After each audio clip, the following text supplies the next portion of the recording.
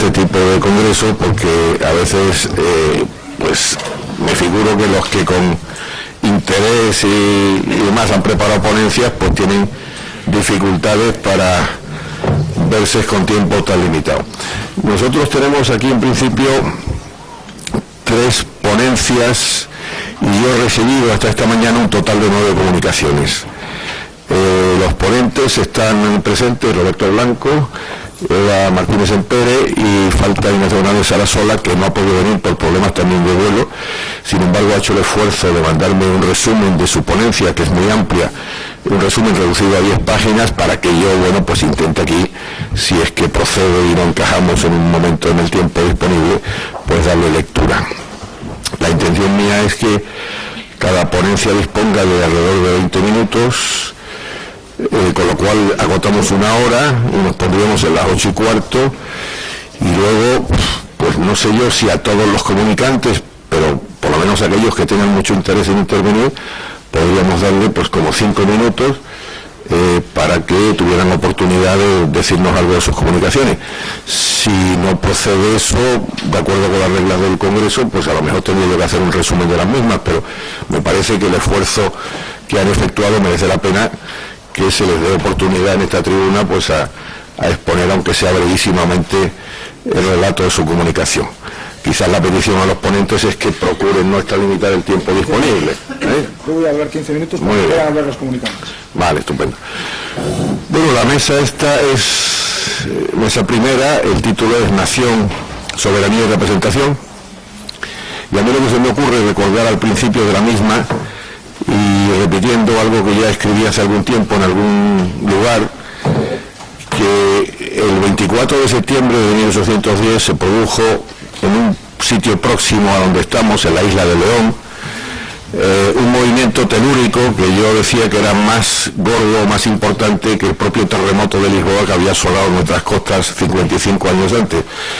Porque es el momento, a las 12 de la noche del 24 de septiembre de 1810, en que Ramón Lázaro de Dou, catalán, presidente primero de las Cortes, pues firma el decreto de constitución de las Cortes.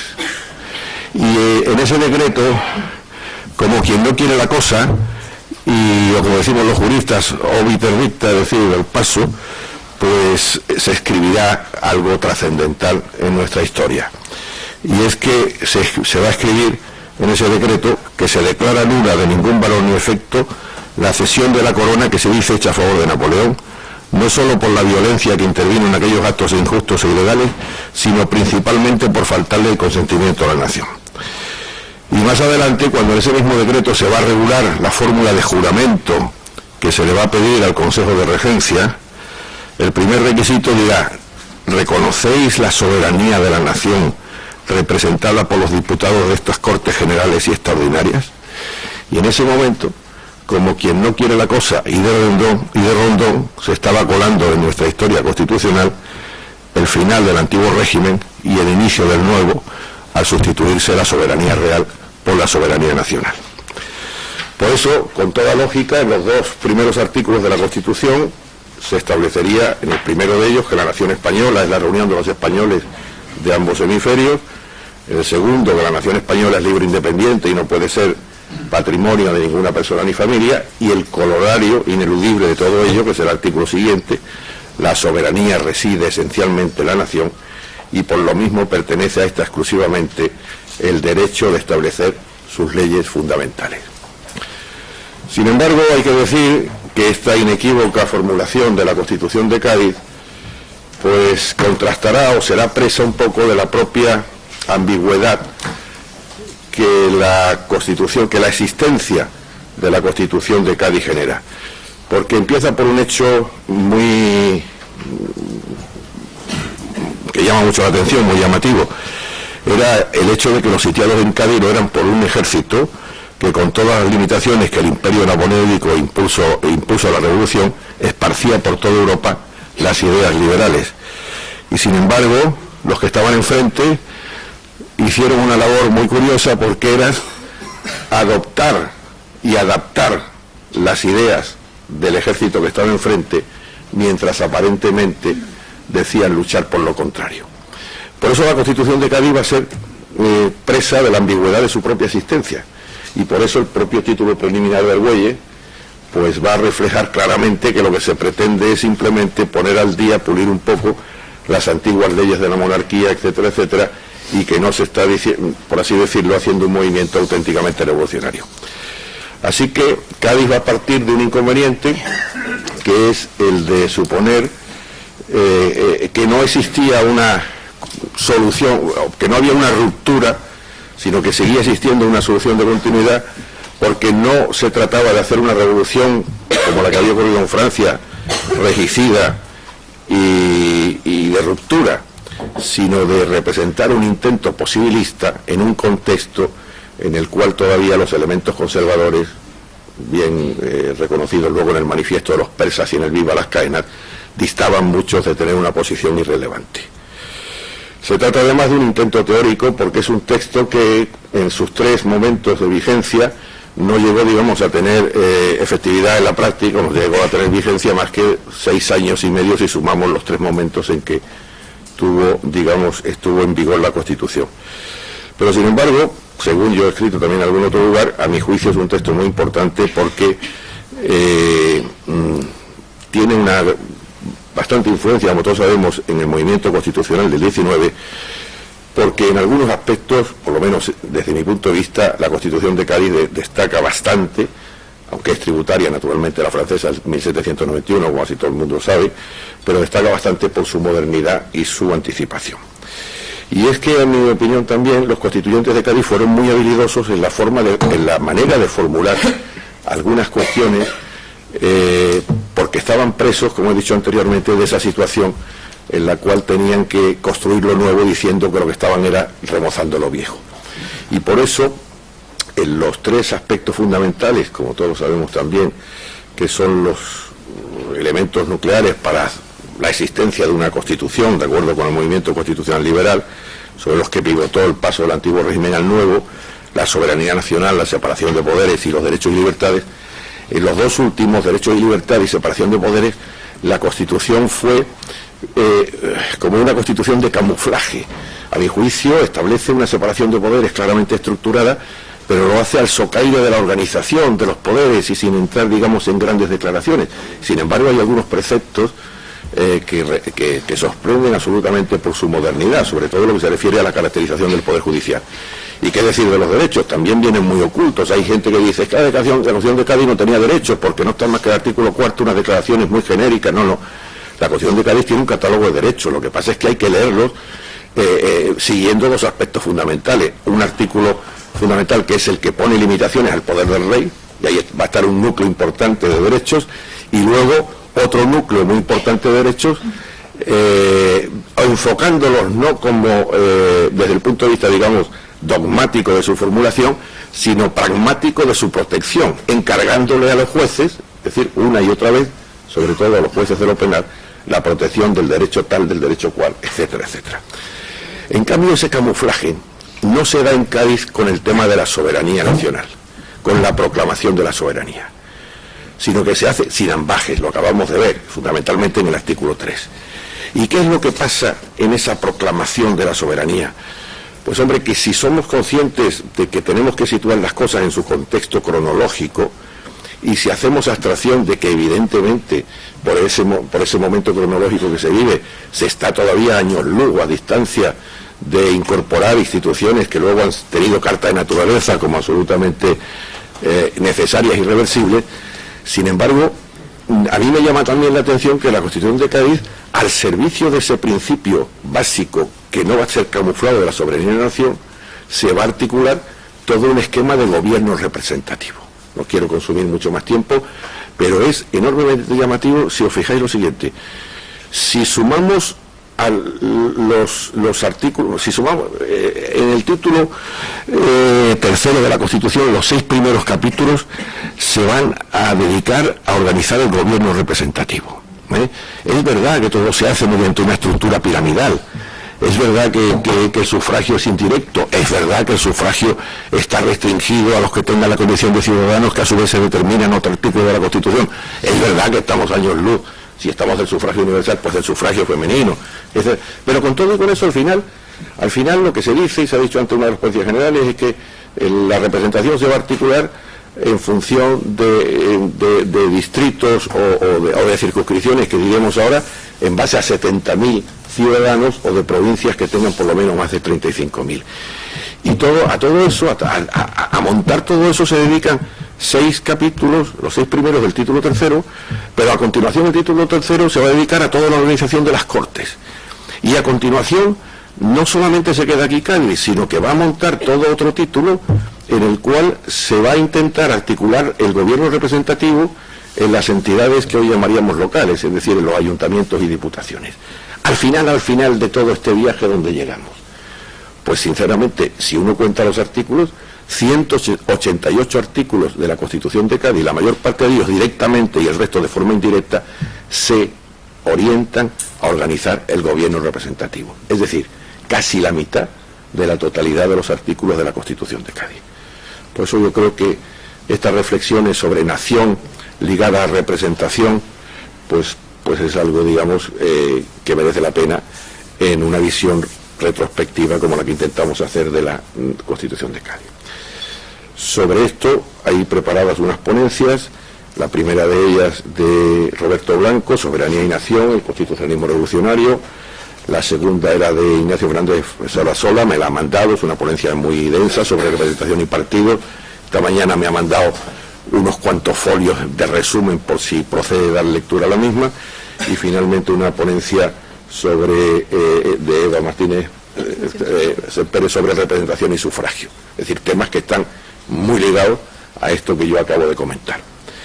Luego tenemos unas comunicaciones en número de 9, las que yo he recibido, alguna de ellas ni siquiera recibida, pero esta mañana la he bajado de la página de la asociación, y son comunicaciones que se pueden agrupar en 2 grandes lotes, a su vez con algún sublote. Hay 4 comunicaciones que se refieren a aspectos de derecho más o menos entendido en un sentido amplio comparado, ¿no? Así que hay una ponencia de Eloy Espinosa sobre los aportes de Cádiz a la construcción del concepto de soberanía en los ordenamientos iberoamericanos. Hay otra, lo cito aquí en cada grupo por orden alfabético, de Federico Montalvo, la valoración de la Constitución de Cádiz en la Europa del siglo XIX, especialmente en Alemania, Inglaterra y Francia, que más que una comunicación es una ponencia, desde luego esto. Hay también de César Landa una comunicación sobre el rol de la Constitución de Cádiz en la gestación de la independencia de Perú. Hay finalmente en este orden en este grupo de comparado una ponencia finalmente que se dice Ideas políticas y régimen constitucional autonómico en la provincia de Quito, del profesor Javier Garaycoa Ortiz. Luego hay otro grupo que podemos incardinarla en referencias a temas representativos y electorales. Leire Burguera y Carlos Vidal han hecho una comunicación sobre el sistema electoral en la Constitución de Cádiz de 1812, y Miguel Ángel Presno Linera sobre la instrucción de 1 de enero de 1810 y la Constitución del 12 como origen del derecho electoral español. Luego tenemos 2 aportaciones femeninas de Ana Aba y María Macías Jara, que se refieren pues a la gran carencia de Cádiz, yo creo que inevitable desde el punto de vista cronológico, como también era inevitable la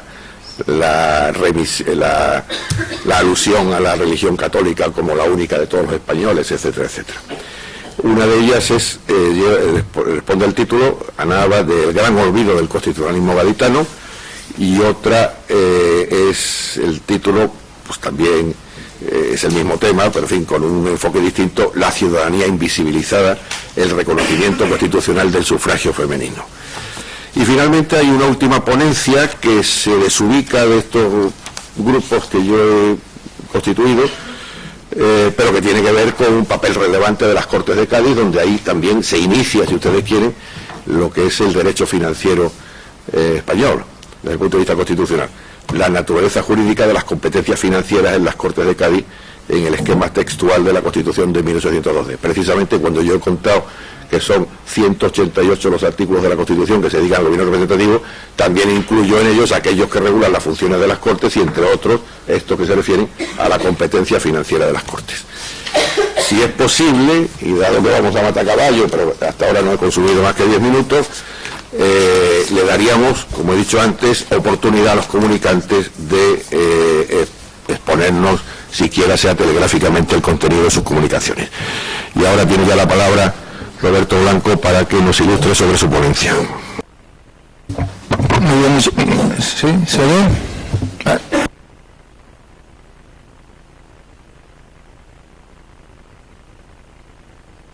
Ahí. ¿En rojo? Sí, el rojo. El rojo es el bueno. Bien. Buenas tardes. Yo quiero comenzar por agradecer a la Asociación de Ecologistas Españoles la invitación para estar hoy aquí. La verdad es que es un placer hacerlo en esta ciudad. Antes de venir me estaba dando un paseo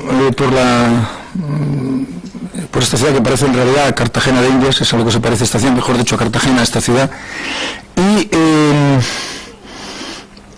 he intentado ver el oratorio de San Felipe Neri. La obra tendría que haber estado acabada en noviembre del año pasado, pero como es obvio no está acabada y por tanto no he podido ver el oratorio de San Felipe Neri. Bien, gracias a todos los presentes. Y como creo que se me ha escuchado decir, voy a ser muy breve para que puedan hablar los comunicantes. Yo creo que merecerá la pena que lo hagan. Han hecho seguro que mucho más esfuerzo, por lo menos que yo, y por tanto creo que es justo que tengan la oportunidad de hablar. Yo solo quiero contar una cosa, expresar una idea, y es hablar de aquello que desde mi punto de vista hace singular a la Constitución de Cádiz en el contexto del constitucionalismo español de los dos primeros tercios del siglo XIX. De hecho, en realidad, de aquello que hace singular al constitucionalismo revolucionario, que se reduce a tres constituciones en Europa: la española de 1812, la francesa de 1791, la del 93 no estuvo en vigor, como ustedes saben perfectamente, y la del 95 es otra cosa en Francia, y la portuguesa de 1822, mucho menos conocida, pero que es la más radical de todas ellas. De las tres, de este grupo de constituciones, la más radical sin duda es la portuguesa del 22, muy poco conocida, que se puede consultar, por supuesto, con facilidad en algún texto portugués que recoge los textos constitucionales, y sobre todo se puede consultar en la web. En la página del Instituto Cervantes está ahí el texto, que es un verdadero prodigio de texto constitucional. ¿Qué es lo que singulariza a Cádiz? Porque José Luis se refería a aspectos de Cádiz, la Declaración de Derechos, por primera vez, frente a la idea del privilegio feudo-estamental, la independencia del Poder Judicial, que lleva a un diputado a proponer que se depure a los jueces antes de que se proclame el principio de inamovilidad judicial, porque, hombre, dice, como estos son todos jueces del antiguo régimen, si no los depuramos, si no los, como diríamos en Galicia, si no los peneiramos antes, si no los pasamos por un cedazo, pues nos vamos a encontrar con que están administrando justicia los enemigos del régimen constitucional, y propone que se depure. Hay un debate magnífico y un debate interesantísimo que finalmente rechaza la propuesta. La independencia judicial, por tanto, todo el capítulo de justicia es un capítulo importantísimo. El capítulo relativo a la milicia nacional, en realidad las milicias, no está todavía muy clara la idea de milicia, pero que finalmente acaba. En fin, hay multitud de aspectos de Cádiz que son relevantes, pero desde mi punto de vista lo que singulariza a Cádiz, que es lo que singulariza al constitucionalismo revolucionario, es la ordenación de los poderes del Estado. Es decir, cómo ordena las relaciones entre el Poder Legislativo y el Poder Ejecutivo. Yo creo que esto es lo fundamental del texto de Cádiz. Esto es la clave fundamental que hace del texto de Cádiz un texto distinto y que avanza 100 años, para decirlo claro y punto, 100 años sobre el constitucionalismo del siglo XIX. El constitucionalismo del siglo XIX en Europa, Estados Unidos es otra historia, porque como no tienen, como decía Tocqueville, han podido partir de cero, es el único país, dice, que en donde se parte de cero. Esto organizan su poder ejecutivo de otra manera y por tanto su dinámica es distinta, pero en Europa todo el siglo XIX está dominado por una gran confrontación, que es la confrontación entre el rey y el Parlamento, que se resuelve en algunos lugares, básicamente en Inglaterra, a favor del Parlamento y a través de la fórmula de la monarquía parlamentaria, y en otros, como en Francia, a partir de la Tercera República, a favor de la República, y que no se resuelve en algunos sitios como España durante todo el siglo XIX, que acaba dando lugar a un régimen de parlamentarismo invertido, que es el régimen de la Restauración, que es el más largo de los que están vigentes en España, desde 1876, como sabéis, hasta el año 23, con la editorial Primo de Rivera. Por lo tanto, lo sustantivo de Cádiz es cómo ordena la relación entre el Poder Legislativo y el Poder Ejecutivo. Es decir, cómo convierte al rey en nada. Esto es lo sustantivo de Cádiz. El rey no es nada en Cádiz. Lo decía muy bien Carlos Marx, que tenía mucho olfato, digamos que tenía un olfato selectivo, poco olfato para unas cosas y mucho olfato para otras, y en sus artículos sobre España, que publicó Ariel hace muchos años, cuando todavía esos libros se vendían en las librerías, artículos sobre España de los años 50, publicados en periódicos ingleses de los años 50, Marx dice, el aspecto más llamativo de la Constitución de Cádiz es la obsesión por limitar el poder del rey.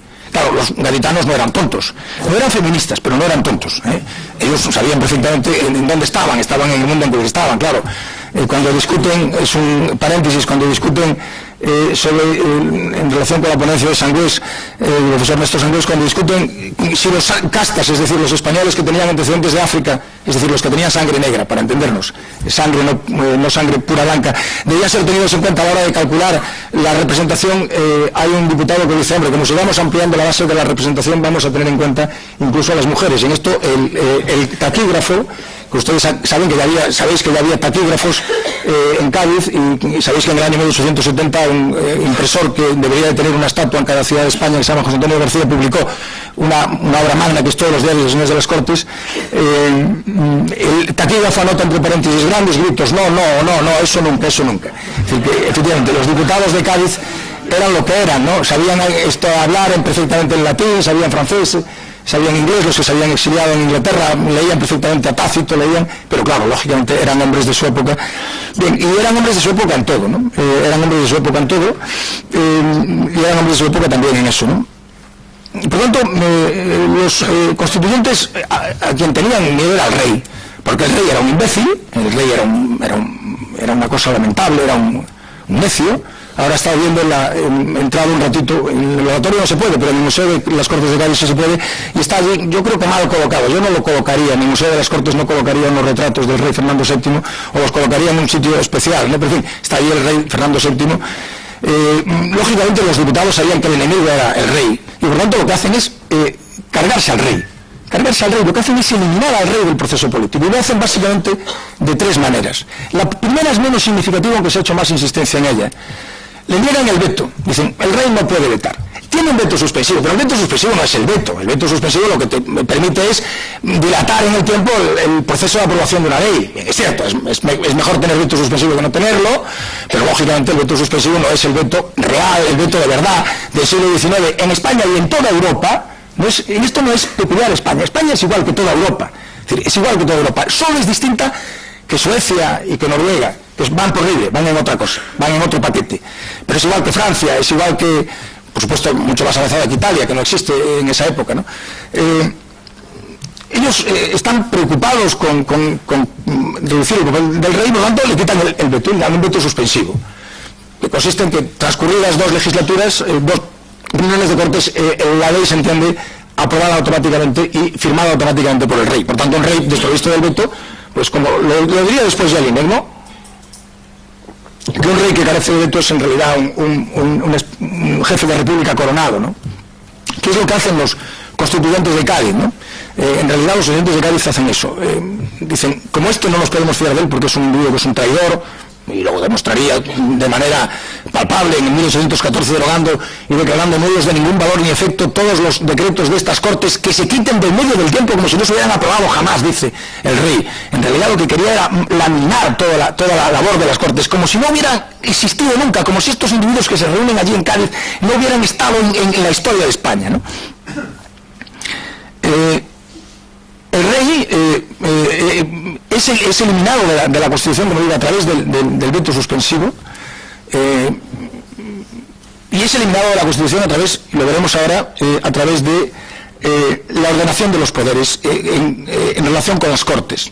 Claro, todo esto procede de un principio, alguno de vosotros estará diciendo, bueno, ¿y esto, la soberanía dónde aparece? De un principio que es una afirmación radical de la soberanía nacional. El artículo que regula la soberanía nacional en realidad tenía que haber dicho otra cosa distinta de lo que decía. Tenía que haber dicho, la soberanía reside esencialmente en la nación y por lo mismo pertenece a esta exclusivamente el derecho a establecer sus leyes fundamentales, y el texto del proyecto añadía, y adoptar la forma de gobierno que más le convenga. Esto añadía el texto del proyecto. El texto del proyecto dejaba claro que las Cortes tenían la capacidad de adoptar la forma de gobierno, es decir, la monarquía o la república que más le convenga. El texto saltó, obviamente, en el debate, pero lo defendieron algunos diputados, y algunos diputados lo defendieron con palabras brillantes, ¿no? Como siempre, las más brillantes son las del conde de Toreno. El mismo conde de Toreno que luego hará unos discursos farragosos o argüelles, ¿no? Pero en esa época era realmente impresionante. Dice, esencialmente expresa que este derecho coexiste, ha coexistido y coexistirá siempre con la nación mientras no sea destruida.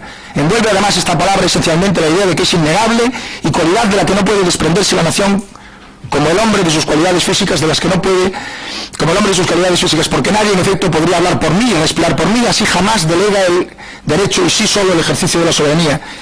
Y Toreno dice, cuando acepta suprimir ese apartado del artículo por, diríamos, razones de pragmatismo político, dice, si la nación puede establecer sus leyes fundamentales, igualmente podrá establecer el gobierno, que no es más que una de esas leyes fundamentales. Solo por esto convengo con su opinión, la de Aner, que defendía la posición contraria, y no porque la nación no pueda ni deba. La nación puede y debe todo lo que quiere.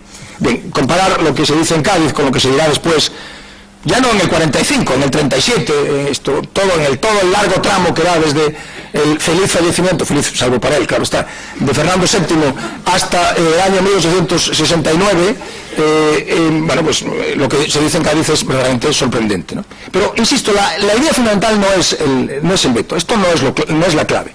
La clave es que el rey no pueda hacer lo que hacen todos los monarcas constitucionales durante todo el siglo XIX para controlar la dinámica del proceso político, que son básicamente dos cosas.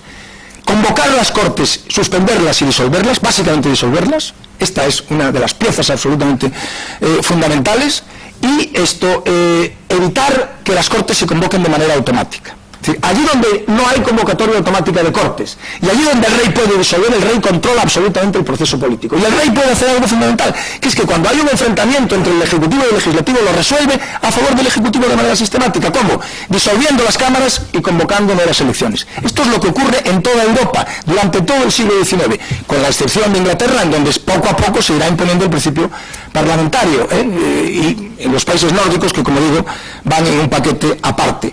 Por tanto, la clave de todo el edificio constitucional, ahora lo vamos a leer en las palabras de nuevo, creo que de Toreno, la clave de todo el edificio constitucional reside fundamentalmente en el hecho de que el rey no pueda convocar las Cortes. Fijaros, durante el largo tramo del 30 y tantos, 40 y tantos, ocurre con mucha frecuencia esto. Se convocan Cortes, se convocan elecciones, por supuesto por sufragio restringido, con el 2% o 2 y pico por ciento de la población que vota, o 0 y pico por ciento en el 30 y tantos, se reúnen las Cortes y se discuten los poderes de los diputados y el rey las suspende. La reina gobernadora las suspende. Y no hay Cortes. Bien. O sencillamente no se convocan. ¿Qué ocurre en Cádiz? Ocurre en Cádiz que la convocatoria se produce automáticamente en un periodo del año y tienen que estar reunidas durante 3 meses de manera segura. De manera ex lege, es constitución, para decirlo en sentido estricto. Y por lo tanto el rey no tiene la posibilidad de evitar que se reúnan las Cortes, no tiene la posibilidad de evitar que se reúnan las Cortes, ni puede, y esta es la clave, suspenderlas, ni puede disolverlas. Por tanto, si hay un enfrentamiento entre el rey y las Cortes, esto, bueno, pues no hay más forma de resolver el enfrentamiento que el ministerio ceda la posición. Alguno me dirá, hombre, esto es una manera de verlo peculiar, ahora veréis que no. Es interesante, y quien mejor lo cuenta, obviamente a favor de la monarquía constitucional y no de la parlamentaria, que mejor lo cuenta es Constant, ¿no?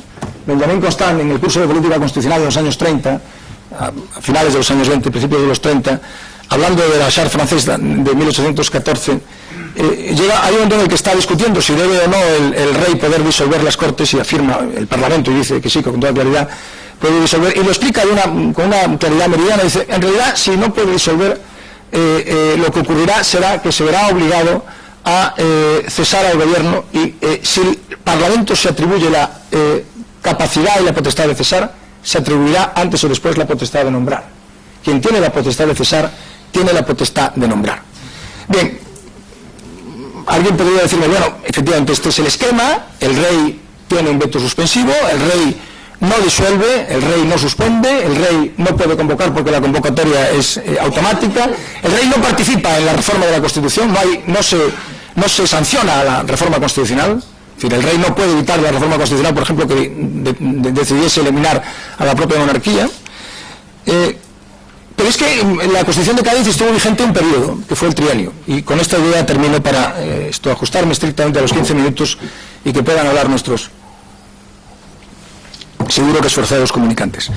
El rey, la la Constitución estuvo vigente un periodo, que es el trienio. Y el trienio liberal, que es muy corto, como su propio nombre indica, son 3 años, 1820-23, es un auténtico laboratorio constitucional, es de un interés extraordinario. Porque es la única época en la historia de España, del siglo XIX, de todo el siglo XIX, es la única época en la historia de España de verdad, en que está vigente un texto de carácter parlamentario, el texto de Cádiz. Y yo no he estudiado otras políticas, pero he estudiado con gran detalle, mucho más del que hubiera deseado mi familia, la política militar en la época de Cádiz. Claro, la política militar es decir, la política en la época del trienio, porque la política militar es un elemento central de la política, ¿no? Y al estudiar la política militar se comprueba que cuando hay un conflicto, y he estudiado varios, cuando se decide disolver el ejército de la isla, es decir, el ejército de riego que se había sublevado en las cabezas de San Juan, y sobre todo cuando el rey decide nombrar al capitán general de Castilla Nueva, al marqués de las Amarillas, que era un auténtico animal, era un individuo que estaba claramente a favor de las... hay un episodio que se puede seguir en los diarios de sesiones de las Cortes hora a hora, es decir, con espacios de 4 horas, exposiciones que se van enviando el rey y las Cortes con espacios de horas, en donde hay un enfrentamiento sobre lo siguiente, y con esta, diríamos, contándoos esta historia termino. El rey nombra al capitán general de Castilla, al marqués de las Amarillas, pero lo nombra sin refrendo del ministro, ¿sí? Sin refrendo del secretario de Estado del despacho de guerra. Por tanto, el conflicto en primer momento es un conflicto estrictamente jurídico, porque el nombramiento real está hecho sin un referendo ministerial, y por tanto, sin referendo ministerial no es válido, porque la Constitución establece que todas las órdenes del rey deben ser refrendadas por el ministro competente, ¿no? Por el gobierno. Bien, finalmente el rey, ante las exposiciones repetidas de las Cortes, cede y decide someter a refrendo ministerial su orden de nombramiento del capitán general, y esto se somete a refrendo ministerial. Pero una vez que se ha sometido a refrendo ministerial, las Cortes dicen que no quieren. Que aunque esté esto refrendado, no quieren el nombramiento, que no quieren sencillamente que el rey atienda a la letra de la Constitución, sino al espíritu de la Constitución. Y os leeré ahora la última exposición, y con eso terminaré, la última exposición que envía las Cortes al rey, que es la exposición en la que se habla de una monarquía que es una monarquía claramente parlamentarizada, en la que no solo se exige al rey responsabilidad jurídica, sino responsabilidad penal, diríamos, o responsabilidad por los actos que comete contra la Constitución, sino responsabilidad política ante lo que se llama el Tribunal de la Opinión Pública, ¿no? Bien, este es un esquema que no funciona durante todo el siglo XIX, y esto es lo que hace realmente singular a Cádiz, y eso es lo que hace que odien a Cádiz los diputados, primero moderados y luego conservadores, que no puedan ver a Cádiz, que no se quiera ver ni delante las Cortes de Cádiz. Eso es la Constitución de Cádiz, es lo que hace que las constituciones revolucionarias sean constituciones totalmente distintas a todas las que se aprobaron luego durante el periodo del siglo XIX. La exposición es una exposición del 25 de noviembre, en la que dice lo siguiente, los diputados que le envían la exposición al rey: la Constitución política de la monarquía da a vuesa majestad el poder ejecutivo, cuyas funciones desempeña con el auxilio del Consejo de Estado y por medio del Ministerio. Estas dos corporaciones tienen sobre sí toda la responsabilidad, no solo de las infracciones de ley que cometan, sino otra mucho mayor y más terrible ante el tribunal inflexible de la opinión pública, por el acierto o desacierto en las providencias del gobierno y en la elección de los funcionarios públicos que las han de ejecutar. En los sistemas representativos llega hasta tal punto la responsabilidad que el Ministerio cae necesariamente si llega a perder la votación de algún asunto grave en el cuerpo legislativo. De aquí nace una diferencia esencial entre un ministerio constitucional y de un gobierno absoluto, que no tiene más responsabilidad que la de complacer al que manda o a sus favoritos. Y de aquí nace también, por lo mismo, la necesidad de que vuesa majestad no deje de interponer jamás ante el trono, el Consejo de Estado y los ministros a ninguna otra persona que solo llevaría en sus consejos las miras del interés personal o de la corporación a que perteneciera. Pero la marcha natural del sistema en tiempos tranquilos no basta ya para curar las llagas profundas que ha abierto la desconfianza de la opinión pública, que solo se tranquilizará cuando vea rodeada a vuesa majestad de las personas más desinteresadas y más adictas al sistema constitucional. Buenas tardes.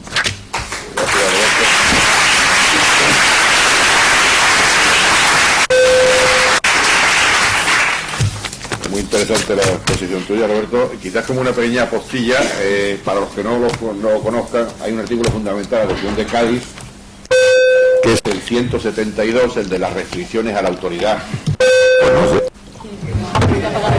tienes que apagar tú. El de las restricciones a la autoridad del rey, que como he dicho antes es un artículo largo porque en él se contienen, a contrario, una serie de derechos fundamentales. Y sin embargo, la primera restricción que se establece a la autoridad del rey es terminante en la línea que tú dices. No puede el rey impedir bajo ningún pretexto la celebración de las Cortes en las épocas y casos señalados por la Constitución, ni suspenderlas ni disolverlas, ni en manera alguna embarazar sus sesiones y deliberaciones. Los que le aconsejasen o auxiliasen en cualquier tentativa para estos actos son declarados traidores y serán perseguidos como tales. La primera de las restricciones a la autoridad del rey. La segunda ponencia sería la de Ignacio Fernández Sarasola, que ya he dicho antes que ha tenido problemas de vuelo y no la puedes poner aquí. Es una ponencia muy densa en el tema de los partidos y representación y partidos, de manera que incluso no a espacio y medio, sino a un solo espacio, ocupa 26 folios, y ha tenido él la gentileza de mandarme ayer por la tarde, o esta mañana, ya no recuerdo, creo que ayer por la tarde, un resumen con el ruego de que yo le diese lectura, a lo cual procedo. El resumen es mucho más cortito porque está a doble espacio y además son poquitas páginas. Partidos políticos y representación. Durante la etapa gaditana no es posible hablar de auténticos partidos políticos y de resultas tampoco de su incidencia en el sistema representativo. Aún así, este tema puede abordarse desde una perspectiva distinta, el análisis del concepto de partido, una perspectiva que a su vez arroja luz sobre los motivos que llevaron a desconocer los partidos en los orígenes del constitucionalismo español. Tres son las fases que podemos diferenciar en la evolución de la idea de partido en España. Una primera, que abarcaría el último tercio del 18, podría calificarse como de reconocimiento de los partidos como instituciones propias de otros países.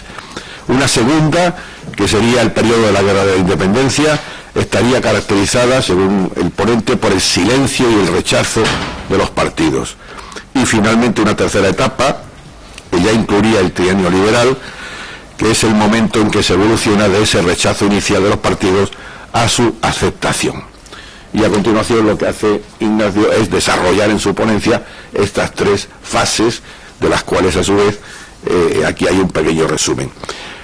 La primera fase, pues recuerda él que ya en la primera edición del Diccionario de Autoridades de 1737 se recogían dos acepciones de partido como decisión ideológica. Así definía partido como parcialidad o coligación entre los que siguen una misma opinión e interés, y una segunda acepción como conjunto agregado de personas que siguen y defienden una misma sentencia, opinión o dogma. Ciertamente en el siglo XVIII existieron acusadas escisiones políticas entre las clases ilustradas. Tal es el caso, por ejemplo, de la división entre golillas y aristócratas, o entre los novadores, partidarios del enciclopedismo, y los apologistas, que con Juan Pablo Forner a la cabeza defendían las tradiciones patrias y la historia nacional. Aún así, estas divisiones nunca se consideraron partidos, y de hecho el uso de tal término, nos recuerda el ponente, para referirse a los citados grupos resulta excepcional. Las primeras referencias a los partidos en el 18 español no los contemplan, pues, como realidades existentes en nuestro país, donde obviamente no se daban los presupuestos mínimos para el reconocimiento de los partidos, no había sistema representativo ni había derecho de asociación, pero sí se percibieron como realidades presentes en otras latitudes, muy particularmente en Inglaterra. Desde esta perspectiva, la idea de partido es tributaria del concepto de constitución aristotélica que entonces se manejaba. Los partidos aparecían como instituciones características del sistema político y social, es decir, de la constitución de otras naciones, y por lo tanto no trasladables a España. A continuación, bueno, pues me van a permitir ustedes que por problemas que tenemos de tiempo, él sigue explicándonos y estableciendo una serie de autores y de anécdotas sobre cómo, digamos, este reconocimiento de los partidos era ad extra, hacia fuera, pero no en el interior de España, para llegar a la segunda, digamos, parte de su intervención, que es cuando ya estamos dentro de España y es una visión ad intra, pero ahí es una visión de silencio y rechazo, ¿no? Él dice: durante la Guerra de la Independencia las escisiones políticas se acentuaron y así España quedó dividida en dos grandes bandos, patriotas y afrancesados, el primero de los cuales a su vez mostraba en su seno importantes discrepancias políticas. De ahí surgían los conceptos liberal y servil, aparte de las referencias al grupo de los americanos al que se le asignaban unas posturas políticas específicas. Sin embargo, en la etapa gaditana se eludió el término de partido, de modo que la tónica general del periodo 1808-1813 es el silencio y la omisión del concepto. Buena prueba de ello fue Jovellanos, quien, a pesar de su conocimiento del gobierno británico, no se refirió a los partidos ni aun en sus reflexiones sobre Gran Bretaña. En las escasas ocasiones que se menciona el término partido, se utiliza siempre con una evidente carga negativa, bien para referirse a los enemigos, partido afrancesado, bien para hablar de divisiones intestinas entre los patriotas que debían evitarse. En ese sentido, la diferencia entre partido y facción desaparece y ambos términos designan por igual a asociaciones perjudiciales. La explicación del silencio, a este silencio y rechazo a los partidos, responde a juicio del ponente a dos factores. El primero era la búsqueda de la unidad nacional imprescindible en la guerra contra Napoleón y que obligaba a superar cualquier discrepancia, tal es el sentido de la palabra de Bosmenier, Rico, etcétera, etcétera. Pero hay un segundo factor, dice Fernández Sarasola, que es el de tipo ideológico. Si nos centramos en los liberales, vemos cómo estos operaban con una mentalidad binaria poco compatible con el reconocimiento de los partidos. En efecto, para el liberalismo español solo cabía la nación y el individuo, y cualquier grupo intermedio se consideraba disgregador. Y en apoyo de esto, pues cito aquí algunas palabras de Agustín Argüelles o del diputado chileno Miguel Riesgo, que dice, por ejemplo, Miguel Riesco, que a diferencia de las constituciones francesas y suecas, el texto gaditano era expresión de una voluntad nacional unitaria, y en cambio las constituciones francesas y suecas son obras de una facción concebida en horas y aceptada en minutos y destruidas cuando lo era el partido que las había procurado. Y finalmente la tercera fase del rechazo a su aceptación, pues aquí escribe: tras la caída de la Constitución gaditana, durante el exilio al que se vieron obligados los liberales, el término partido volvió a emplearse. En algunos casos, como el de Pedro Pascasio en el Español Constitucional, editado en Londres, pero manteniéndose todavía una imagen peyorativa de los partidos. Pero en otros se aprecian ya una serie de matices novedosos. Por ejemplo, así sucede con Flores Estrada en su obrita, la representación a Fernando VII en defensa de las Cortes, donde, entroncando con el 18 español, vuelve a diferenciar entre facción y partido. La primer término quedaría reservado a los serviles, y el segundo calificaría a los liberales y afrancesados. De este modo trataría de diferenciar entre los opositores de la libertad, que serían los serviles, y quienes, a pesar de su discrepancia, eran partidarios, lógicamente, de un régimen de libertades. De este modo volvía a diferenciarse ahora ya el término facción, que sería el que tenía contenido peyorativo, y el de partido, que ya empezaría a tener una carga semántica positiva. Y a continuación, y les hago gracia, aunque probablemente al ponente no le haga gracia a su vez de leer el resto de la exposición, que tiene que ver con cómo todo esto se va desarrollando a lo largo del trienio liberal, con una serie de anécdotas y que complementarían un poco algunas de las que tú has contado y demás y tal, y que bueno, que tienen desde luego interés y merecen la pena que ustedes la lean en el texto de la ponencia, porque está colgada en la página de la asociación, y por lo tanto yo ahora puedo permitirme el lujo de ganar tiempo la medida de lo posible y dar por finalizada la exposición de la ponencia de Fernández Sarasola. Muchas gracias.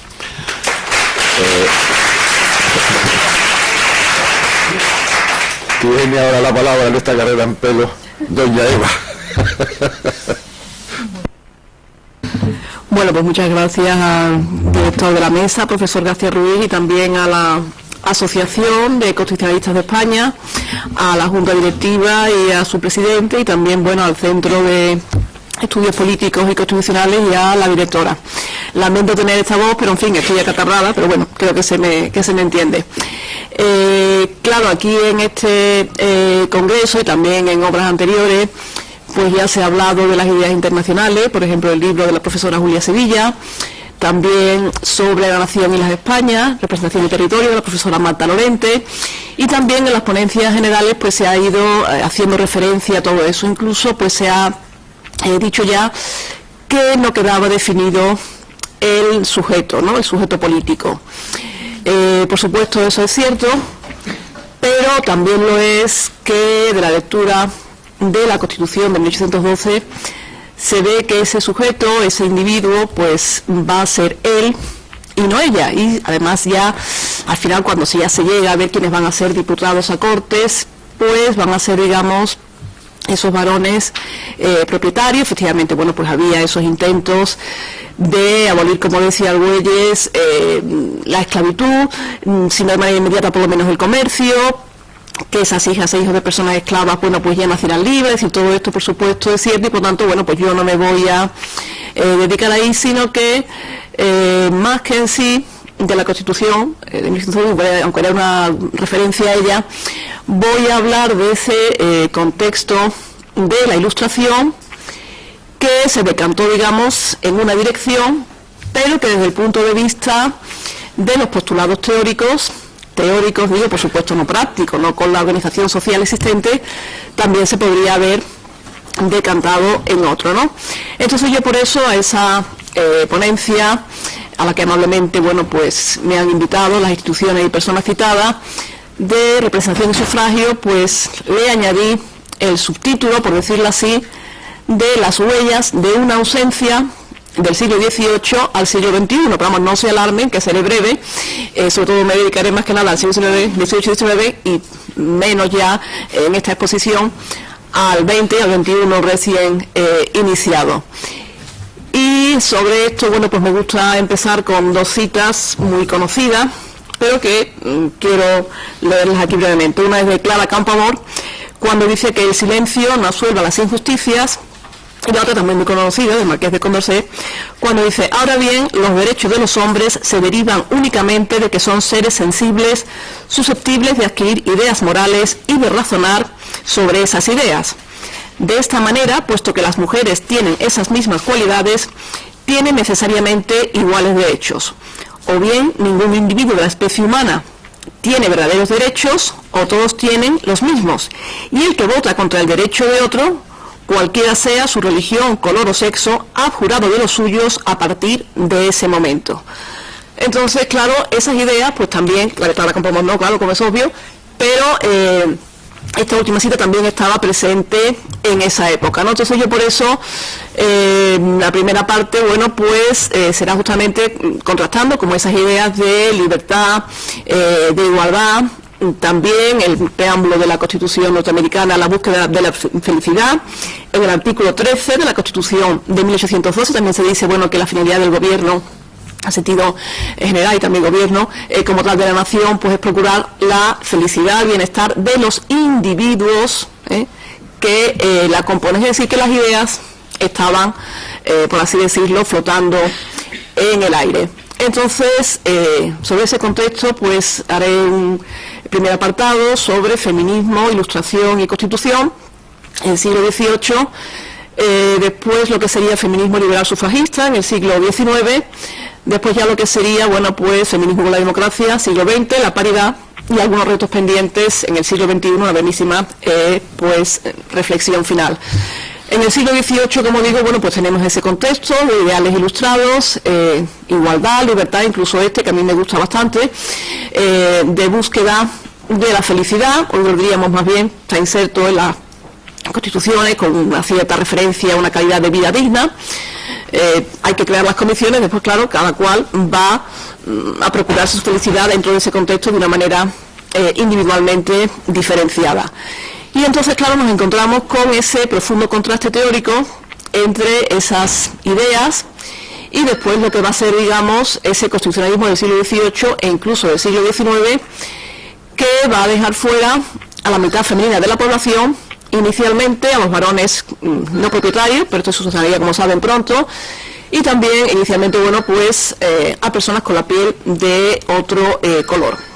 Entonces, claro, ideas ilustradas, quienes estaban a favor de la igualdad de mujeres y hombres, también a favor de la igualdad racial, pues tenemos a François Poulain de Labarthe, que ya en 1673 escribió una obra sobre la igualdad de los dos sexos, y digamos que se considera también uno de los inventores de la igualdad moderna, porque critica esa desigualdad. Entonces, bueno, pues en esta obra argumenta que las mujeres podrían desempeñar cualquier profesión, ya había algunas reinas, también podrían ser, en sus palabras, juezas, generalas, teólogas, etcétera.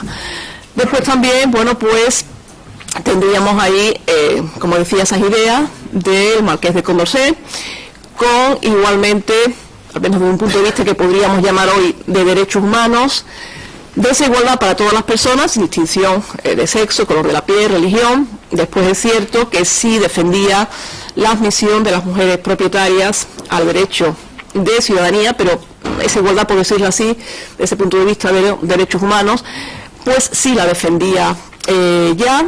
Tenemos también la Declaración de los Derechos de la Mujer y la Ciudadana, de Olimpia de Gouges, que ella la redacta en 1691, y ahí dice algo que realmente ya se ha incorporado en la reforma de algunas constituciones, la alemana, la portuguesa, la italiana, con otras palabras, que dice que la nación consiste en la unión de la mujer y el hombre. También ella, pues, defiende esa igualdad de mujeres y hombres, también la igualdad, racial. Critica igualmente, pues, la esclavitud, que incluso obras de teatros en contra de la esclavitud, y como saben, bueno, pues por ser moderada, fue guillotinada bajo el terror. También saben que cuando se lo encerraron en la cárcel y que, bueno, se dice que se suicidó, que lo pudieron a lo mejor asesinar ahí dentro para no ejecutarlo en público. Eso no me voy a extender por ahí, ¿no? Y después también, bueno, pues como refutación a las ideas que defenderá Rousseau, porque estoy empezando, digamos, por las ideas a favor de la igualdad, pues también a Mary Wollstonecraft con su Vindicación de los Derechos de la Mujer, cuando desde los postulados ilustrados de esa libertad y esa igualdad, dice, bueno, porque no se va a extender esto realmente a mujeres y hombres, y se va a quedar solamente en una mitad de la población. Lo mismo también cuando se defiende la igualdad, pues también se defienden las diversas igualdades, y también, por tanto, pues defiende esa igualdad racial, la abolición de la esclavitud. Claro, estos postulados de mujeres y hombres que defendían estas ideas, bueno, pues se difundían en círculos ilustrados, en muchos casos no llegaban a toda la población, que en esa época todavía una parte de ella era analfabeta, pero sí tuvieron, ya digo, bueno, pues esa cierta trascendencia, tuvieron también una influencia teórica, pero, como digo, no pudieron plasmarse en la práctica. Claro, desde el punto de vista teórico, como estamos aquí viendo, esos ideales abstractos de la Ilustración, de libertad, de igualdad, de búsqueda de la felicidad, de organizar la convivencia humana de acuerdo con la razón y con la naturaleza, y este concepto va a ser importante en un doble sentido, pues, como digo, en cambio, pues no llegaron a plasmarse en esas constituciones de finales del siglo XVIII y del siglo XIX. Claro, ¿qué es lo que subyacía ahí? ¿Por qué esto fue así? ¿Por qué esa discordancia entre esas proclamaciones teóricas y después, ya digo, la redacción de esos textos constitucionales tan decisivos, tan importantes, por otra parte, en la implantación del Estado constitucional, y cuyas huellas, en el aspecto que tienen de positivo, pues perduran hasta hoy? Bueno, pues sobre eso, digamos, hay que decir que subyacía a esas ideas teóricas, pues el planteamiento, digamos, a veces de modo no explícito, pero en algunos casos de modo sí explícito, del modelo social dominado patriarcado, que va a ejemplificar muy bien Rousseau, genial en otros aspectos, pero en este conocido como fundador del patriarcado moderno. Entonces él, en el Contrato Social y en el Emilio, sobre todo en el capítulo 5, 1762, pues claro, ya no se puede argumentar sobre esa desigualdad por nacimiento, por privilegios, todo esto ya por derecho divino. Esto ya no concuerda, ya no encaja dentro de esos postulados de la Ilustración, pero sí se puede argumentar a favor de que la naturaleza ha dispuesto las cosas de un modo y no de otro. Entonces, claro, empieza a decir que la naturaleza ha destinado a los varones a la esfera pública, al Estado, mientras que también la naturaleza habría destinado, vamos, la afirma que sí, la habría, pongo yo, a las mujeres a la esfera doméstica y privada, y dentro de esta, además, y aquí concuerda ya con Aristóteles, claro, pues tendrían que estar subordinadas, pues, al varón cabeza de familia, y que además hay que educarlas de manera que voluntariamente deseen esta sumisión en el matrimonio y también que acepten esa exclusión de la esfera pública. La segunda, aunque no aceptaran, claramente las leyes la impedían. Entonces dice expresamente que hay que enseñarles, claro, algo que les permita, bueno, ocuparse de la casa, de la familia, pero nada más. Entonces no quiere que las mujeres accedan a la educación superior. Y además también, bueno, pues dice que tienen que aceptar al marido que les toca en suerte, incluso aunque fuera cruel con ellas o aunque le tuvieran aversión. Entonces, claro, esta idea sutil, inteligente, propia de una mente inteligente como era la suya, aunque en este caso, bueno, pues con unas ideas realmente tan contrarias a esa igualdad y a esa libertad, pues calaron profundamente y son justamente las que van a estar en la base de la exclusión de las mujeres de la ciudadanía, están excluidas del proceso político y además también van a estar subordinadas, como digo, pues en la esfera privada. Entonces, claro están, mientras que las ideas ilustradas a favor de la libertad, de la igualdad, de la búsqueda de la felicidad, consideran la desigualdad social, no solamente la que yo estoy tratando aquí, sino también incluso la desigualdad que conllevara una posición económica desventajosa, etcétera, la consideran, como ya quien les habla escrito en otras ocasiones, humanamente creada y humanamente modificable. En cambio, Rousseau y quienes comparten esta posición consideran este estado de cosas como un estado, por decirlo así, propio de la naturaleza. No existirían entre los sexos relaciones de poder, serían por lo tanto relaciones supuestamente prepolíticas, y al ser supuestamente prepolíticas serían también por lo tanto prejurídicas, con lo cual el Estado constitucional, esa creación racional fruto de esa deliberación para ordenar la convivencia humana, pues no tendría por qué intervenir ahí. Como digo, no habría ahí poder, no habría por tanto una esfera en la que el Estado, en la que el derecho tuviera que intervenir. La argumentación, evidentemente, aunque sea terrible, está bien construida hasta el punto de que consiguió calar. Claro, a esto subyacía también otras cosas que él mismo criticaba, y es el prejuicio hacia las mujeres nobles en el antiguo régimen, que sí habían podido hacer la educación en sus casas. Recuerden a la excelente física y matemática Emilia de Chatelet, entonces, y otras mujeres. Entonces, claro, más libertad también de costumbres en la vida privada. Claro, era contrario a eso. Entonces, claro, argumentaba para que se igualara no hacia arriba, sino para que se igualara hacia abajo. Entonces, esas, ya digo, son estas ideas que van a estar ahí, y por eso Olimpia lo dice muy bien, Olimpia de Cook, cuando dice ella, claro, las mujeres tenemos igualdad en subir al cadalso, pero en cambio no tenemos igualdad en que se nos considere que integramos la nación junto con los hombres, ni tampoco en tener derecho de sufragio, ni en las demás facetas, digamos, que van a integrar la convivencia en un Estado, ¿no?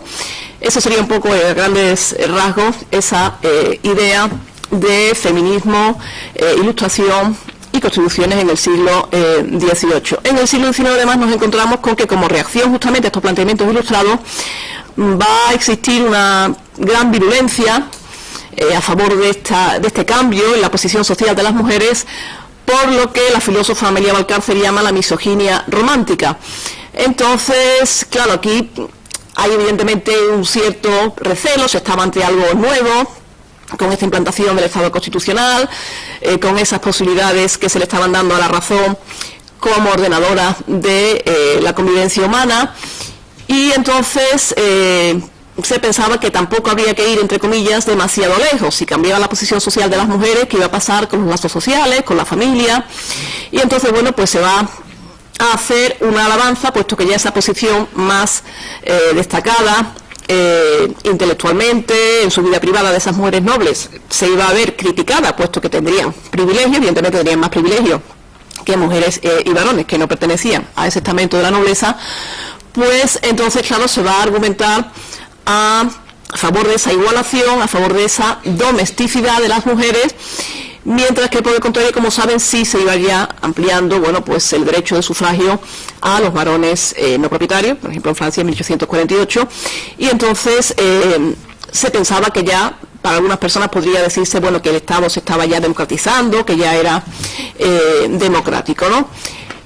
Claro, frente a este estado de cosas, pues en Estados Unidos tenemos también en 1948, año también de la publicación del Manifiesto Comunista, la declaración de Seneca Falls o declaración de sentimientos, en la cual también se reúnen mujeres y hombres, y la declaración la firman 70 mujeres y 30 varones. Igual no quiere decir que una persona sea mujer y piense una cosa, que uno sea un hombre y piense otra, sino que es una cuestión individual. Y entonces, pues efectivamente utilizan, igual que también hacían estas personas ilustradas a las que me refería antes, pues utilizan aquí la naturaleza, pero igual que ellas, de un modo completamente distinto a como lo hacía Rousseau. Entonces, una de las decisiones, esta declaración de Seneca Falls, dice que realmente toda decisión que vaya contra la verdadera y sustancial felicidad de la mujer es contraria al precepto de la naturaleza. Aquí es la naturaleza justamente utilizada para fundamentar realmente, bueno, pues esa felicidad que va de suyo, que también esa libertad y esa igualdad. Lo mismo dice con respecto a las leyes que pongan socialmente a las mujeres en una posición de inferioridad con respecto a los varones, serían contrarias a la naturaleza y a la razón. Digo, planteamientos anti-igualitaristas, aquí se les da la vuelta. Consideran que es un deber sagrado conseguir el derecho a voto, también piden poder predicar en los púlpitos, en las iglesias, cosa que ya, bueno, se han conseguido muchas confesiones protestantes, y entonces, ya digo, defienden esta idea, no van tampoco a conseguir que esto sea así. Es curioso resaltar que en el estado de Wyoming, en 1869, votaban mujeres y hombres de piel clara, no así las personas de piel oscura, ¿no? Y otra curiosidad, en el estado de Nueva Jersey, por error ponen en 1766 personas, con lo cual votan las mujeres, cuando se dan cuenta, en 1907 lo quitan, para que no se promulgue eso. Entonces votaron, pero rápidamente pues dejaron de votar. Pero quiero decir, estas ideas pues estaban ahí. Entonces, bueno, pues hay una lucha de las sufragistas también para abolir la esclavitud. Pero salvo en algunos estados, bueno, pues se le dijo a los varones de piel negra que si seguían apoyando el sufragio de las mujeres, a ellos no se les iba a conceder el derecho al voto, ¿no? En el caso del Reino Unido, bueno, pues tenemos también a Harriet Taylor, a John Stuart Mill, también con esa raíz, bueno, de un naturalismo individualista, también, bueno, pues un poco procedente de Locke, ¿no?, que rebatía a Filmer, defensor de ultranza de una supuesta interpretación de la Biblia, ¿no?, que confería esa autoridad patriarcal siempre al varón. Y entonces, a partir también de esa consideración de individuo, no solamente a ellos, sino también a ellas, pues también defendían, lógicamente, que las mujeres pudieran participar en la vida política, que pudieran votar, que no se les supieran la vida privada, etcétera, ¿no? Entonces yo digo que estas ideas, pues, estaban también por ahí, pero fue difícil el que se aplicaran tan pronto en la sociedad, porque, como ya decía el preilustrado Pulán de la Valle en 1673, repito, pues la educación es muy importante para combatir el prejuicio. Y realmente, bueno, pues no fue hasta esa fecha, finales del 19, en algunos casos primeros del 20, cuando las mujeres por fin consiguen acceder a la educación superior. Nosotros, que las nobles pudieran educarse en su casa, pero primero la enseñanza primaria, después la enseñanza secundaria, más que nada argumentando que tenían que hacerlo para desempeñar bien su función doméstica, pero después ya el gran paso se da con la educación superior. Y en el siglo XX, pues ya digo, yendo muy rápido, pues nos encontramos con que, de modo no buscado, pero algunos países, como por ejemplo, bueno, en Europa, Finlandia, 1906, después también territorios de Australia del Sur, 1902, Tasmania, 1903, pues van reconociendo el derecho de sufragio, pero durante la Primera Guerra Mundial, claro, las mujeres van a ser, aparte de las tareas que ya venían desempeñando, las más penosas en el campo, porque cuando llegan las máquinas, los varones dicen que tienen que hacerla ellos, en las fábricas, etcétera, pues también fábricas de armamento. Entonces, claro, están haciendo ya una labor que, además, muy importante para mantener esa economía de guerra. Los varones tuvieron que ir al frente, en muchos casos, bueno, pues no pudieron volver muertos, o volvían heridos, mutilados.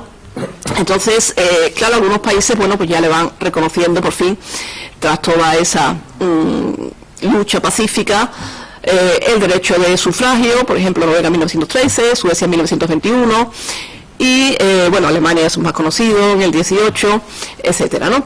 Bueno, Reino Unido también en el 18, Estados Unidos en 1920 a escala federal.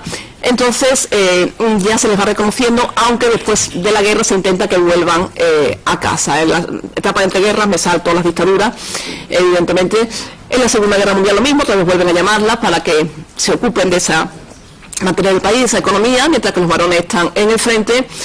Y entonces ya países que no habían hecho antes, pues se lo reconocen como la Francia. Me he saltado España, como es obvio, porque es más conocido, ya lo he dicho García Clavot en el 31 con la Segunda República, pero me interesa más destacar otras cosas y por eso no me voy a detener ahí, ¿no?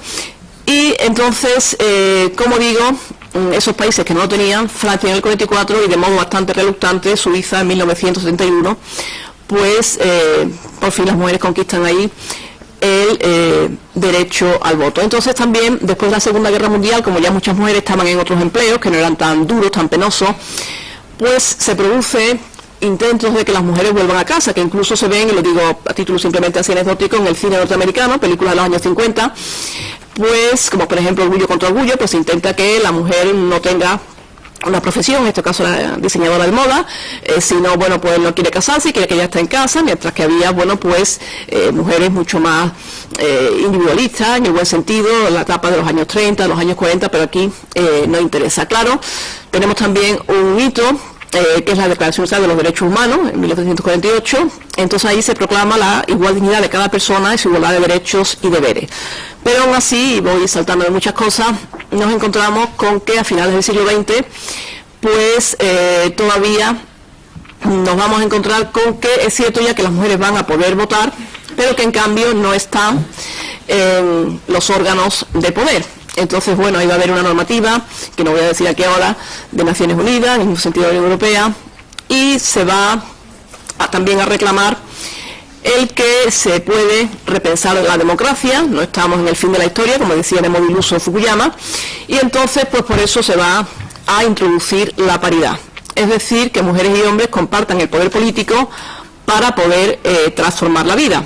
Y entonces, bueno, son los que se viene haciendo, con bastantes dificultades, pero bueno, se viene haciendo a finales del siglo XX, principios del siglo XXI, y para ir terminando ya, pues nos encontramos con esta crisis económica, que más que nada es una crisis sistémica, es el agotamiento de un modelo, y claro está siempre cuando se intenta por los postulados neoliberales y neoconservadores, tan en boga en los últimos 30 años, con las de regulación financiera, con la idea de reducir el estado mínimo, después de ese consenso de diversos partidos después de la Segunda Guerra Mundial en crear un estado de bienestar, pues nos encontramos con que si no en la teoría sí, al menos en la práctica, sí se pueden reducir los derechos de las mujeres, por supuesto mucho peor que una persona, mujer o varón, esté en paro, pero si no en la teoría, insisto, en la práctica, sí se van, digamos, minando las posibilidades de que uno y otro pues combinen su vida personal, familiar y profesional, de que existan servicios sociales para el cuidado, digamos, a la infancia, a las personas enfermas o con discapacidad,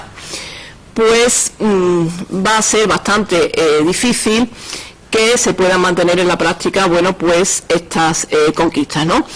Entonces, evidentemente, como reflexión final también brevísima, pues efectivamente esas ideas de libertad, de igualdad, de búsqueda de la felicidad siguen vigentes, se han ido realizando en parte, sí tenemos ya realmente que el sujeto político en los estados democráticos ya es cada persona mayor de edad, independientemente de su sexo, del color de su piel, su religión, etcétera, pero después esto hay que llevarlo a la práctica, y a mí me gusta siempre hacer referencia a una idea más necesaria hoy que nunca, que es a pensar en la posibilidad de que los estados democráticos internacionalmente, bueno, hicieran otra vez esa regulación financiera que estaba después de la Segunda Guerra Mundial, que se ha quitado por estas argumentaciones, como dice Tony Judt, desempolvando a economistas propios del imperio austrohúngaro, como por ejemplo Friedrich von Hayek y otros, y entonces implantar, como ya han estudiado economistas en Holanda como von Parijs o en España Raventós y Noguera,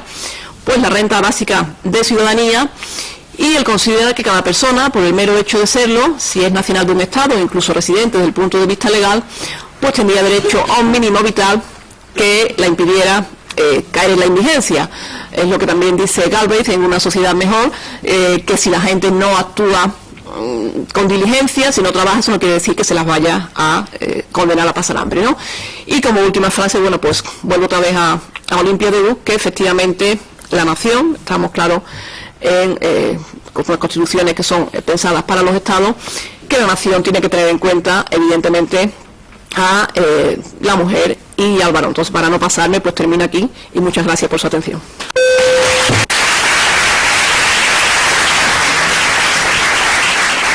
Gracias, profesora Martínez Pérez. Desde luego, la virtualidad de la Constitución del 12 es tremenda, porque nos ha llevado hasta la renta de emancipación. O sea que, claro, no está todavía colgada, pero será colgada próximamente y todos ustedes podrán disfrutar con ella. Señores y señoras, yo estoy desolado por esta apretura horaria que hace muy desagradable y difícil llevar la mesa, porque me parece que es de justicia que por lo menos, aunque no sea más que por verles las caras, ya que no nos conocemos todos, le demos opción a los comunicantes a decirnos algo, aunque sean 2 minutos de cada una de sus comunicaciones.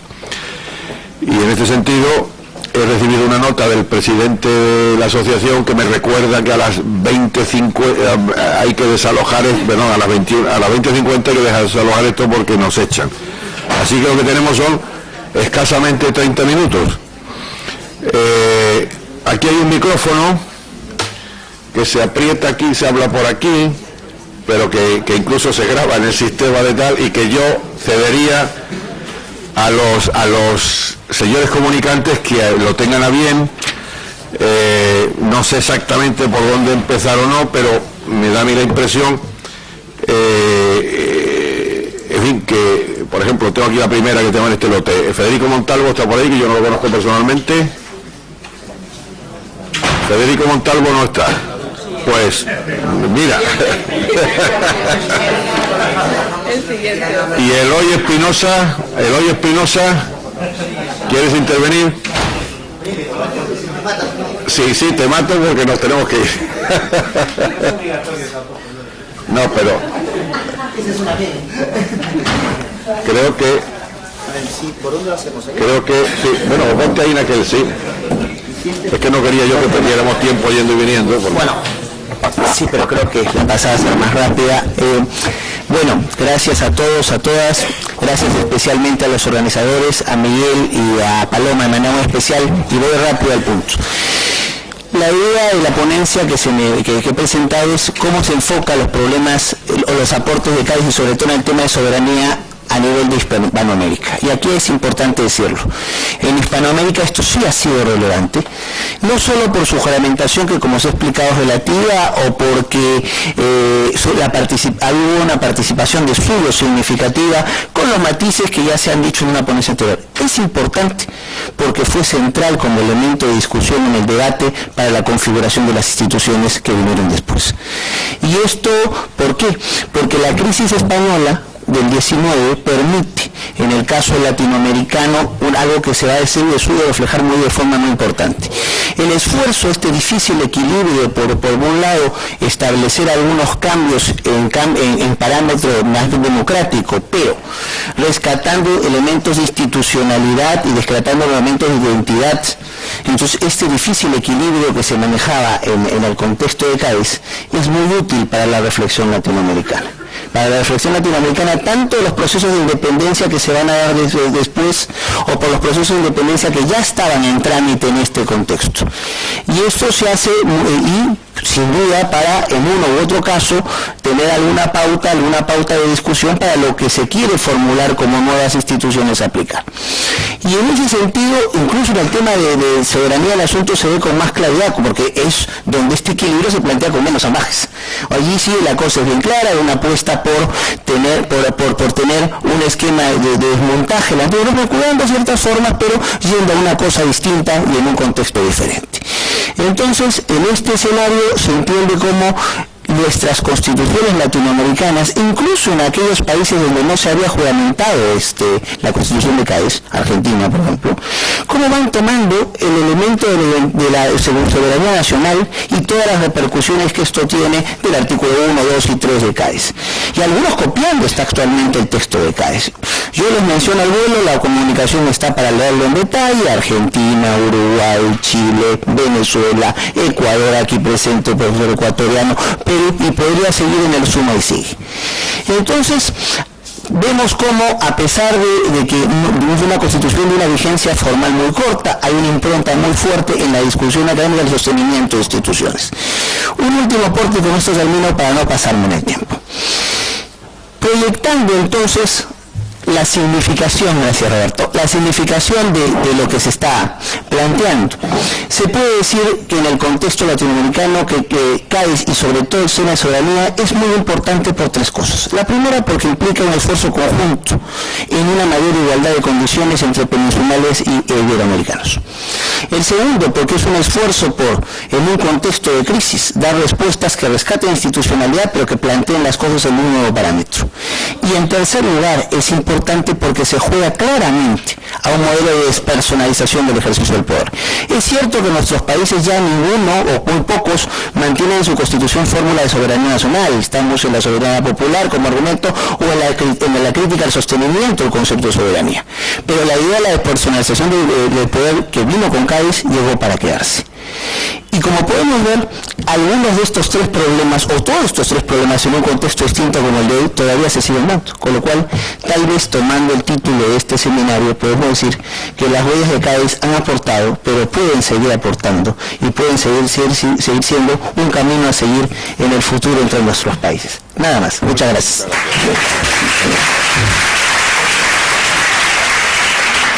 Esta ha sido una comunicación que tiene que ver con temas comparados. Quizás ahora, por alternar, podíamos entrar en alguna de temas electorales o de representación. Tenemos la de Leire y Carlos Vidal o la de Miguel Ángel Fresno. ¿Alguien quiere? ¿Insistes en que? Que yo renuncio.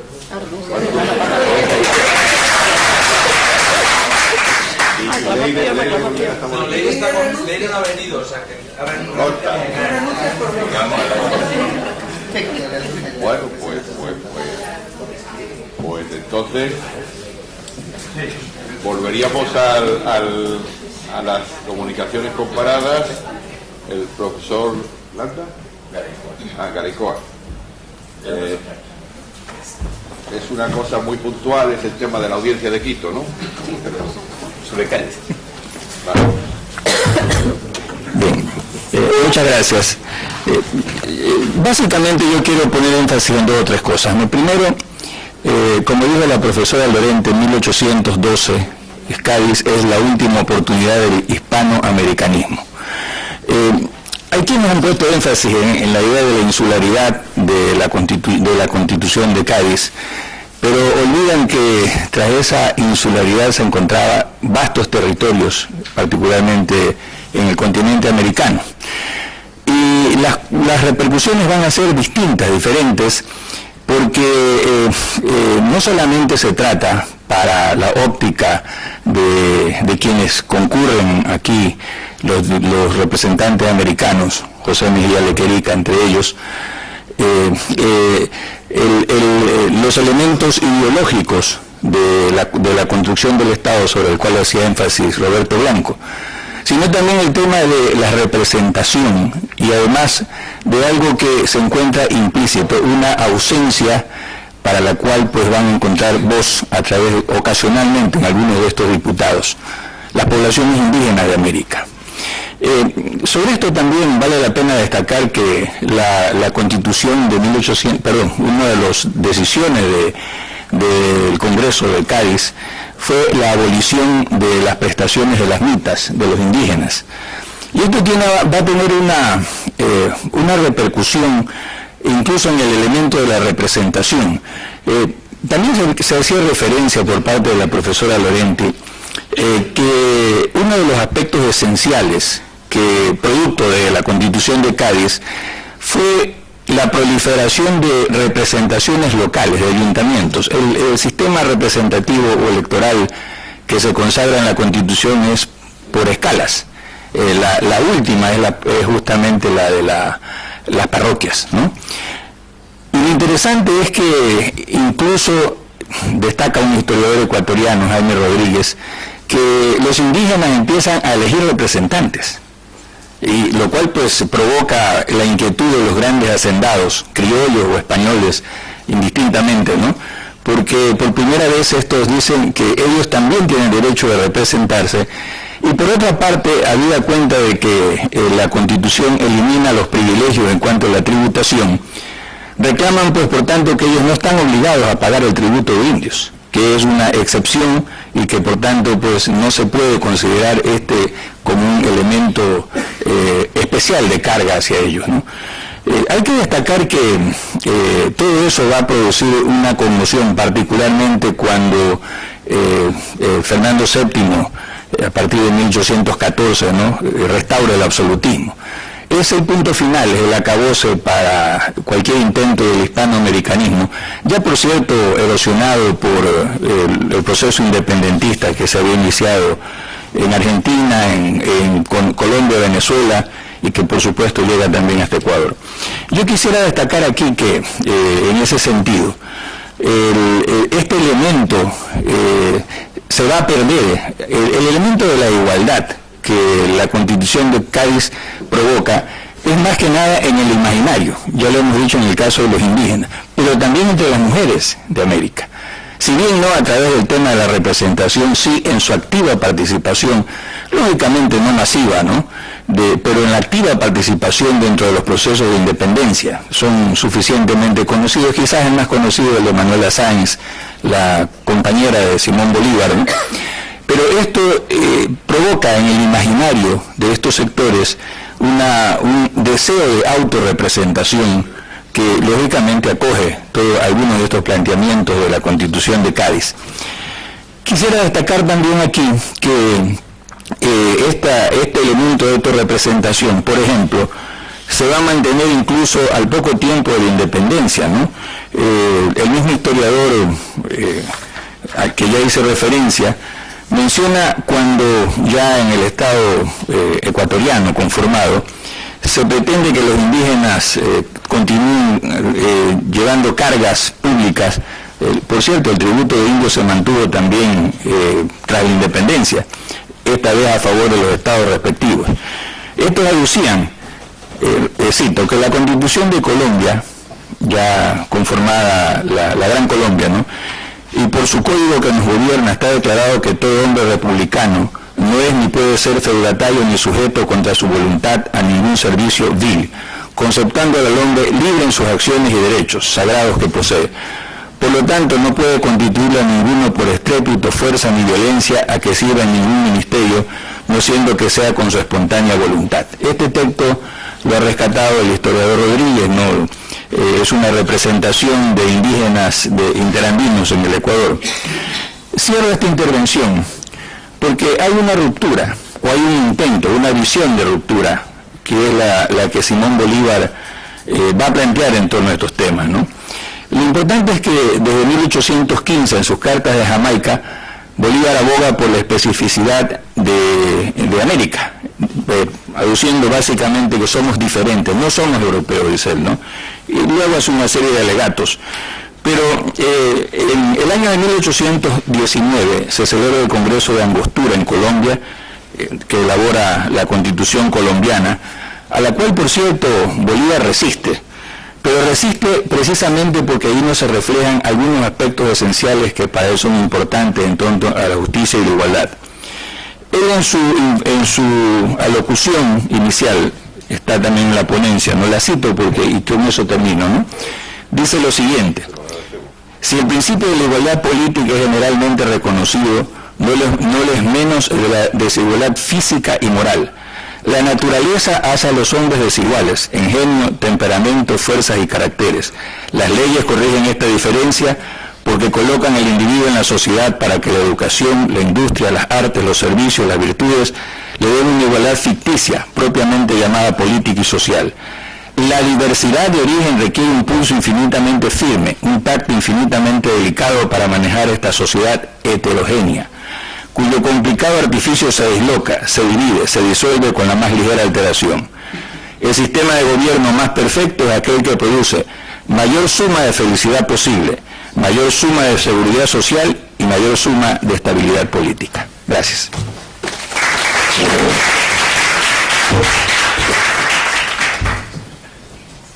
Como hay algunos ausentes, en principio nos quedaría algo más de 10 minutos y tenemos 3 ponencias, 2 se refieren también al tema femenino, el sufragio y demás y tal.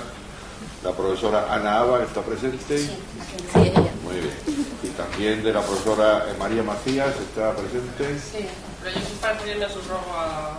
Tú te subrogas a Eva y demás. Vuestras comunicaciones están colgadas en la página web y demás y tal. ¿Tú, Ana, quieres decir?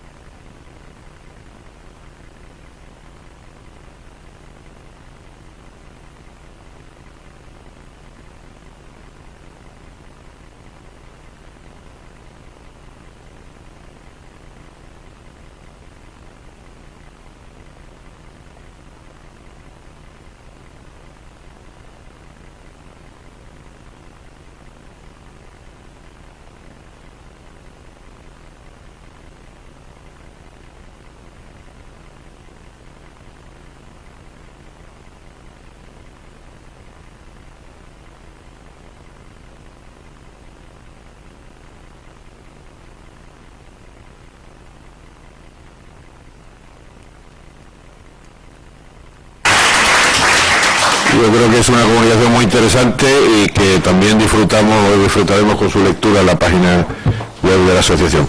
Por cierto, hay publicados por el Centro de Estudios Constitucionales que hay aquí en Cádiz, que se llama 1812, y el Ayuntamiento de Cádiz, una serie de obras sobre el 12, que no sé si conocéis todos y demás y tal, en la cual pues no solamente se aborda el tema de la Constitución desde el punto de vista jurídico, sino también desde muchos puntos de vista históricos, sociológicos, costumbristas, de participación de las mujeres, etcétera, etcétera, y es un conjunto de publicaciones que creo que merece la pena considerar. Nos quedan finalmente 8 o 10 minutos, perdón. ¿Tú quieres intervenir? No, una cosa breve para que, en fin, para que nos demos cuenta de que en todos los sitios cuecen habas. La primera mujer que estudia medicina, que es admitida en la Facultad de Medicina de la Universidad de Harvard, es admitida en el año 1965. Facultad de Medicina de la Universidad de Harvard, 1965. Nos quedan 8 o 10 minutos y nos queda también una ponencia singular en el sentido de que se ocupa de los aspectos financieros de las Cortes. La profesora Isabel Melado está presente. Ana Isabel Melado. Si quiere te levantas y te oímos mejor.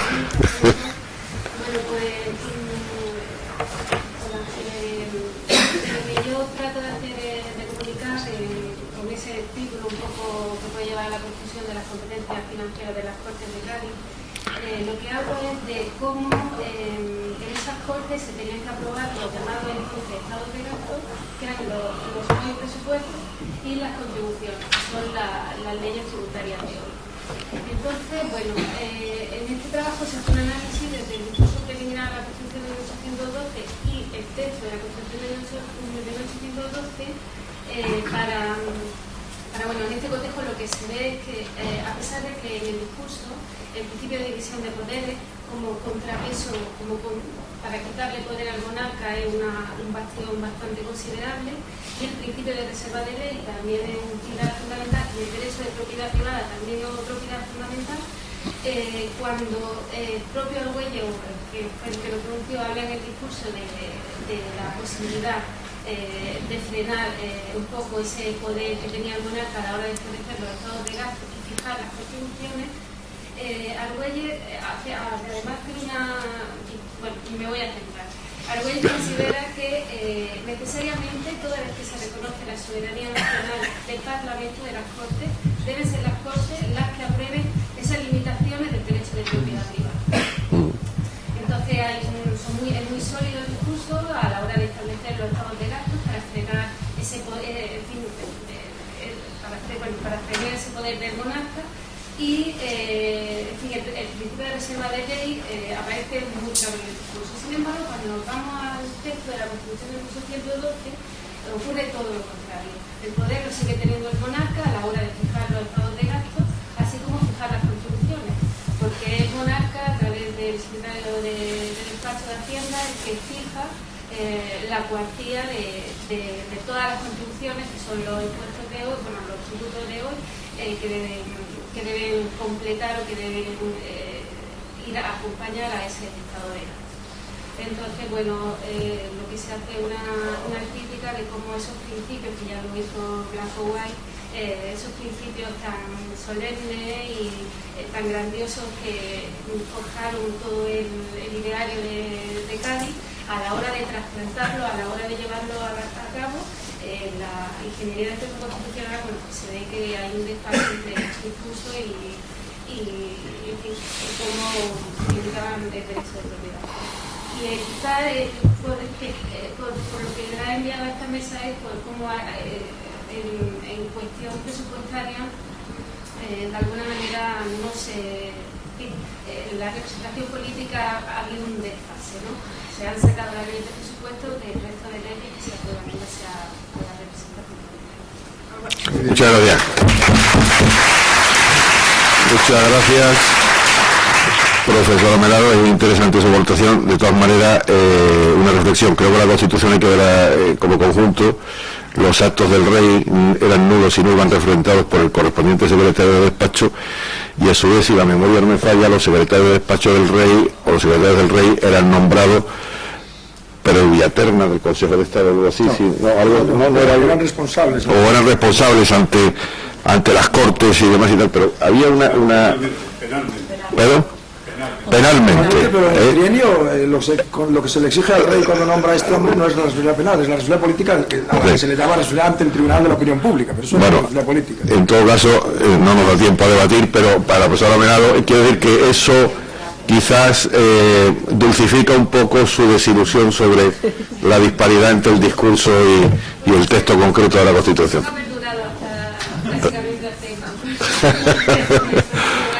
Bueno. 14. ¿Hay algún comunicante que esté presente y yo lo había preterido? ¿No hay ninguno? Pues vamos a cumplir escrupulosamente todo con los horarios. Nos quedan 3-4 minutos. ¿Alguien quiere intervenir? Germán. Quería a Roberto preguntarle alguna cosa. Me ha chocado un poco la expresión, creo que has dicho, el rey no es nada, o el rey no manda nada, ¿no?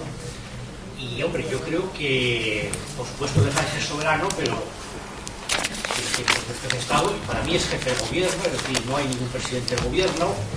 Se le dice que le corresponde el mantenimiento del orden público en lo que falta del interior, es el Estado respecto al exterior, nombra y separa libremente a los secretarios de Estado. Sí es cierto lo de la, vamos, me has convencido un poco lo que has dicho de cierta parlamentarización en un momento en que el rey es totalmente débil, en el trienio constitucional, ¿no? Claro. Alguna expresión que has dicho, el rey es malvado, etc. Yo coincido con eso, pero el rey, Fernando VII, yo creo que al final logra pasar por astuto y notablemente vengativo, ¿no? O sea que su imagen política, desde el punto de vista un poco del lado oscuro, al final, la cantidad de muertos que provoca, sobre todo después del 23, pues es algo Sí, brevísimamente para que podamos irnos a cenar.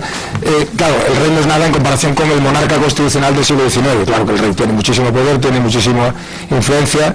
El rey lo hizo cuando en el 23 o en el 14, no recuerdo si es en el decreto de mayo del 14 cuando deroga la Constitución, o en el del 23, yo creo que es el de mayo del 14, que es el conocido, dice que las Cortes lo han convertido en un mero ejecutor delegado que no rey. Que no es rey. Y es verdad que el rey pierde la facultad fundamental, las dos facultades fundamentales en relación con el proceso legislativo y el proceso ejecutivo. En relación con el legislativo pierde la facultad de impedir la perfección de las leyes, es decir, que en última instancia es una cuestión de tiempo, y en relación con el poder ejecutivo, si la Constitución se hubiera asentado, no hay ninguna constitución, no hay ningún texto constitucional del siglo XIX, ni uno solo, porque el caso inglés es un caso popular, pero no hay constitución. Ningún texto constitucional del siglo XIX que impida al rey convocar las Cortes y disolverlas. Ninguno. Ni la Constitución noruega, ni la Constitución sueca, ni la Constitución danesa del 48, ni las constituciones francesas del 14 o del 30, ninguna constitución del siglo XIX, salvo las revolucionarias, la del 48, en fin, salvo las revolucionarias, ninguna constitución impide al rey controlar el proceso político. Y se ve muy bien, insisto, se ve muy bien en Constant, que ha pasado por ser otra cosa distinta a lo que era. Constant era un gran defensor de la monarquía constitucional, de la monarquía, no de la parlamentaria, y escribe el curso de política constitucional no contra la monarquía parlamentaria, contra la monarquía constitucional, sino a favor, poniendo a los europeos ante el peligro de la parlamentarización que se está empezando a entrever en Inglaterra, solo a entrever en Inglaterra. Pero él está defendiendo la monarquía constitucional, una monarquía donde el rey tiene que disolver, convocar, suspender y nombrar a los secretarios, porque la facultad de disolución es fundamental por una razón, porque si hay conflicto entre el ejecutivo y el legislativo, y tú no tienes posibilidad de disolver, al final gana el legislativo y consecuentemente pierde el rey.